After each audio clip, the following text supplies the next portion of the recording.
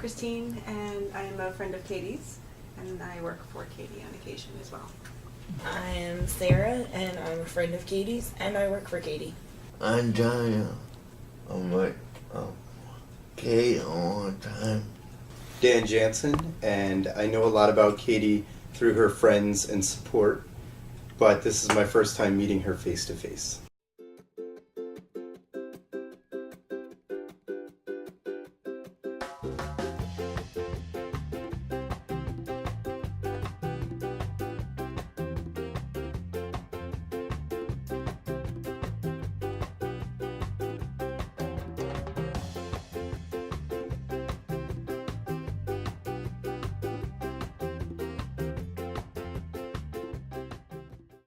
When you start, you just have the first 4 questions posted. The first question is, what do we know about what's important to Katie? Things that are important to Katie are things that she enjoys, things that make her happy, things that make her fulfilled, satisfied, content. Then we want to ask, what do people like and admire about Katie?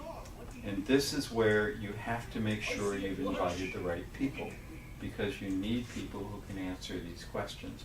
And this will tell you whether you invited the right people, because if they can't come up with a pretty big list of what they like and admire about Katie, you got the wrong people in the room. Then we want to know, how is Katie smart? What is she good at? Katie's probably smart in a whole bunch of ways, and we're going to ask you to describe them. The last one, those people who filled out what they like and admire, this is the hardest question. When you think about how Katie's contributed to your life, how has Katie made a difference in your life, what can you say? Once you've reviewed the questions, and once you make sure that anybody who has any questions has an opportunity to answer them, it's simply a matter of making sure that everybody has a marker and they get up and write.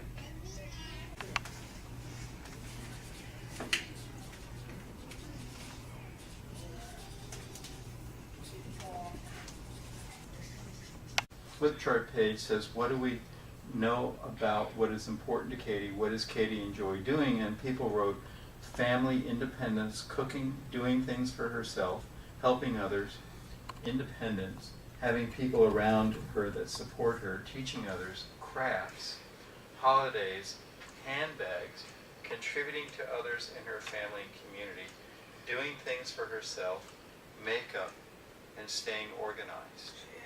And what they said here is that you're nice to other people, you're open-hearted, you're loving, you never give up, you have a say-yes attitude, which goes with your can-do attitude, and you're motivated.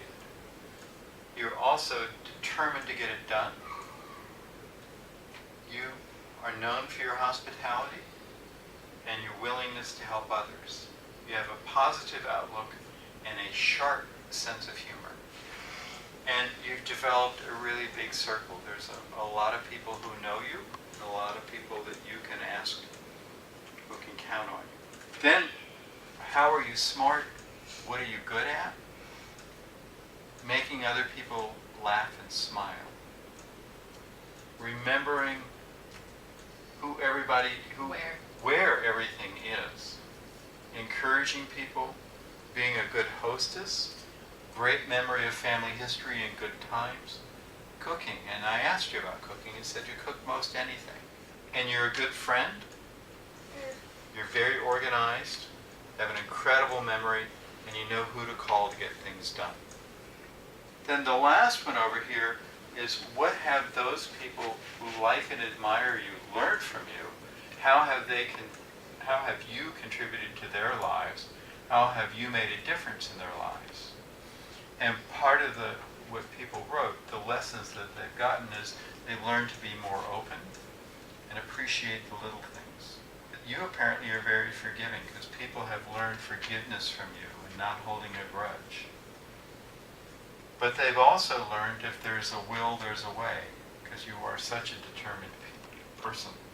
And people who are shy are saying, we've helped them come out of their shell. And you've helped people get organized. And you're inspiring, and you have lots of community friends, and people have learned how you can have lots of friends and connections. Is that also? Yeah. Okay. So what we've done here is to get people's brains ready to do this part, because what you want to do here is get people to brainstorm answers to this question. Given what we've learned, given what's been recorded, where might Katie's gifts and contributions be appreciated?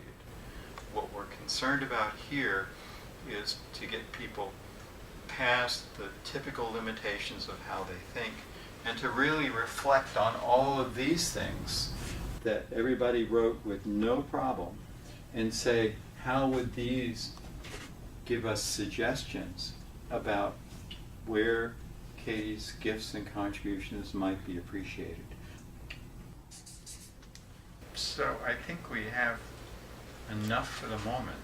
Anytime anybody thinks of one, we can always add it. This is where you start to really come in. Because I'm going to take a blue marker, Katie, and I'm going to go through each one of these, and if you think it's a good idea, we're going to give it a blue check. Then we're going to go back through all the blue checks, and if you think it's a great idea, we're going to give it a red check on top of the blue check. And train the trainer. Yeah. So, we now have an embarrassment of riches. We have so many ideas that you think are good ideas that we have to kind of figure out how we're going to narrow it down. So we're going to be looking at how good an opportunity is it for to use your gifts and contributions, how doable is it, and how easy do you think it would be? You ready? Yeah. If we were to just look at 5 of these, what 5 would you pick? The cerebral palsy CP advocate and educator? Yeah. I think we'll do it. As you can see, with somebody who gets this as well as Katie, this is actually pretty easy. With other people, you really have to take some time, and there's some people I've done this with who don't communicate directly, where you have to really have kind of the group with the person. So you're looking at somebody's face, you're trying to figure it out, you get an input from other people. You know, with Katie, it's just a pleasure because Katie knows her own mind. So even though I put up some brilliant ideas, Katie didn't agree with them. But that's the way we want it to work. We want people to come up with their best ideas, and we want the person to tell us which ones we should pursue. We're going to be putting up a checklist for the rest of these questions. And we're going to ask people to score it 1 to 5. Lots of people, I think Katie, I think you probably would have no trouble giving these a ranking of 1, 2, 3, 4, or 5, depending on how much you liked them. But most of the people that we do this with have trouble with that kind of number score, but nobody has trouble with the blue check, red check. So we have an idea of which ideas that Katie thinks we should focus on, and they are selling gift baskets, being an advocate educator for people with cerebral palsy, being a urology nurse, a diabetes consultant, educator.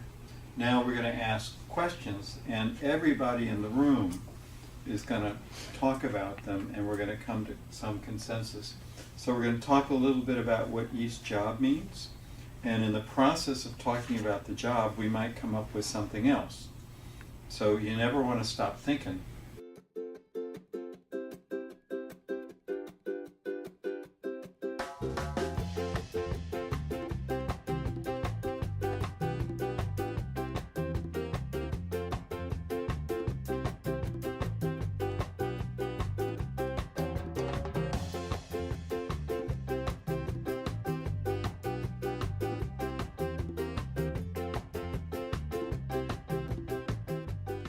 So how good an opportunity do the rest of us, including Katie, think that that would be for Katie to be able to use her gifts? A really great opportunity? So it's a 5? 5 would be great? Yeah. And how easy would it be to do to get it started? Well, you already have the supplies. It's a 5 there, and would Katie's baskets be welcome, do you think? Absolutely. So that's a 5.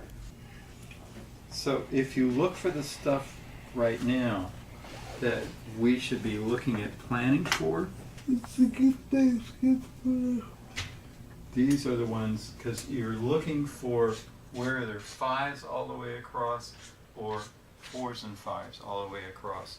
If there aren't 4s and 5s, then if it's something you really want to do, then we need to still dig into it, still look for it, look at how we can do it as a long-range goal. But this is the stuff you work on right away.